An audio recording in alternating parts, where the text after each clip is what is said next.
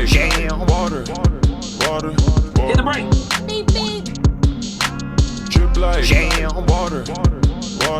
Hit the brake. Beep, beep. Get out of my way! Yo, what want me youth? You're watching The Traffic Jam.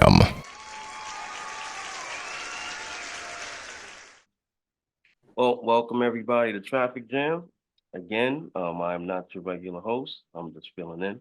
My name is Mark the Movie. And today we have a really, really crazy talented individual from one of my recently favorite movies. We got The Wall in the Water. Get it. My guy Get Paige Kennedy. What up, though? How you doing, sir? I'm chilling like a villain. What's up with it? So I did not know that you was into music, right? And then when I took a dive into your stuff, I did not know that you had skills. I'm impressed, right? Thank you. But Appreciate what I it. want to know is what came first, acting or music? Oh, the music definitely came first for me. Like the music started. I was a shorty. I was 6, 7, 8, all through high school, middle school, elementary school, college. Like I've been a rapper my entire life. So the music is what hip hop is. Was the biography of my life. And once I got to college, I wanted to, like, when football didn't work out for me, I knew I wanted to be an actor. And so I started to hone my skills in the craft of being a thespian. And then when I came to LA, I had a fortuitous situation which allowed me to get my feet wet in the acting, and that's what was paying the bills. And then I think it took, when the internet came and social media came, and it allowed you to be able to put out your content to the entire world however you want it, when you want it, then you didn't need no record deal no more. So then that's when I started to flood the market with my music. I gained the name for myself in the social media aspect of making people laugh. And then once I built that audience, that's when I started to give them what I really had to offer. And that was my voice. You're watching The Traffic Jam. And how much material do you have out? Shit. 10 projects. So Straight Bars 5 is coming within the next week or two. So that will be 5 installments of my Straight Bars series mixtape. And then I got 5 studio albums. I also have mixtapes from before those albums on datpiff.com that you could get, Chronicles of U-Turn, and pagekennedy.com. But yeah, I have copious material that's available. So I don't want to put you on the spot, right? But I'm curious to know, who do you think the best rapper turned actor is? And there's a few out there, right? I'll name a few: Mark Wahlberg, Will Smith, Queen Latifah, Daryl Mitchell, Mos Def, Yasin Bey, Common Sense, Ice Cube, 50 Cent, DMX, Tretch. I'll even give Federal Star and Sticky Fingers. And Romani Malco, if I'm saying his name right. He's a guy Romany Malco. Romani Malco. He's a guy from the 40-Year-Old Virgin. He was in a group called the College Boys that a lot of people like forgot about. When you get into the name game, you go to the most popular person. And that's not how I judge, who's like the most gifted. So my initial response wants to go to Will Smith first, but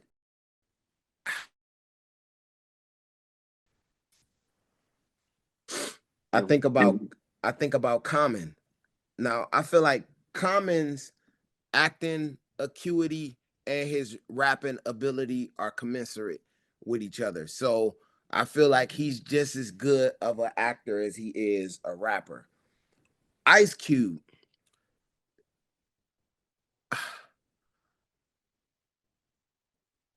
You know, if I really got to think about this, and this is my first time looking at it from this vertical, because I've had this conversation like many a times, because I feel like I'm the best, honestly. But when I think about being influential, Ice Cube was beyond and far the most influential rapper slash actor to me, because during the time when Ice Cube was my favorite actor, from I guess maybe 88, 89 through like 94, 95, like 94, I guess, he was like my favorite rapper. But then he also went and became a super dope actor to me, from Boys in the Hood to Trespass. You know, he was phenomenal to me in those pictures. And then, you know, he started to lighten it up and brighten it up and do other stuff in a comedy sense. But as a dramatic actor, it was great. So I feel like I gotta put him first, because he was like the most influential to me, him and Ice-T. Did you see Yasin Bey's interview on the Cutting Room Floor podcast when he was asked about if Drake was hip hop or not? Like, is Drake hip hop?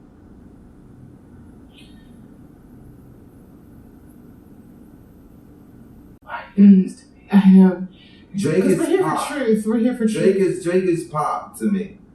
Right, that's fair. In the sense that it's charting like pop music, popular music.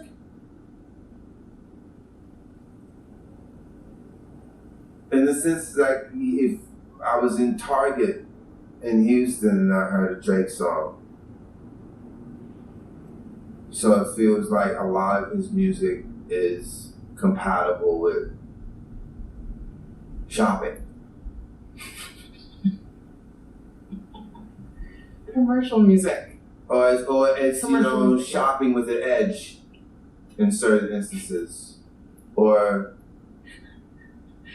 Fair. I like Drake's music, but I understand exactly what you're saying. of course, I mean, It's get it. commercial, entertaining, fun, It's good, formulaic music. It's likable. Likable music, yeah. It's likable. But is it? I'm gonna leave you alone. We're gonna move on. Woo! So many products. So many SKUs. So many SKUs. Look at all these SKUs. Oh, so many products. So much merchandising, so many barcodes. I love this mall. Look at this place. I mean, look at this place. They have everything. Everything's here. They have everything here. Ah, this is great. It's the new Drake. You hear it? It's great. Okay. I mean, I understood why he responded that way. You know, it's not my personal opinion. I don't feel that it's incumbent upon Drake or any influencer creator to have to use their voice in a particular way or fashion. Because what if that's not their voice? What if it's not subject matters that motivate them?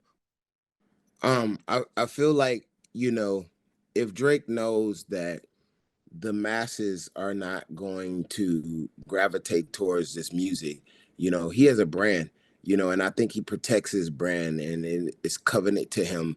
And there aren't signs of socially conscious rappers who are like the biggest things that Drake is. And so because of his brand, I think he has to protect that. And I think he knows that, you know, if he tries to say like Mos Def, that's his plight. That's been his plight the whole time. So of course that's what he's going to tout, because that's what he stands for.